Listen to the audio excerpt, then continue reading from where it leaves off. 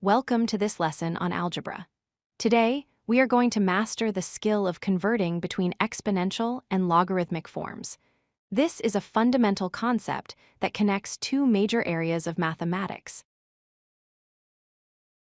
First, let's understand what we are dealing with. Exponential form and logarithmic form are actually inverse relationships.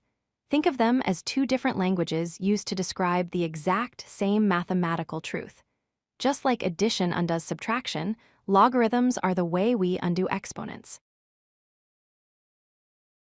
Let's look at the exponential form first. You have likely seen this many times. We have a base, represented by b, raised to an exponent y, which gives us a result x.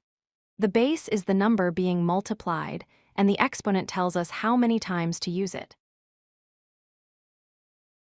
Now, here is the logarithmic form. It uses the same parts, but arranges them differently. We write log base b of x equals y. Notice that the base is still the subscript b. The result from before is now the argument inside the parenthesis. And most importantly, the exponent is now the answer on the other side of the equals sign. The easiest way to convert between these forms is using the loop trick. Start at the base b, draw a loop across the equals sign to pick up the y, and then come back around to equal x. This visual pattern works every time. Base to the power of the answer equals the argument. Let's try an example. Convert 2 to the power of 3 equals 8 into logarithmic form. First, identify your base, which is 2, your exponent is 3, and your value is 8. Following our pattern, we write log base 2 of 8 equals 3.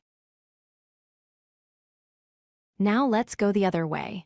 We have log base 5 of 25 equals 2. Identify the parts again.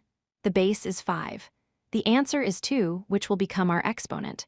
So we rewrite this as 5 squared, or 5 to the power of 2, equals 25.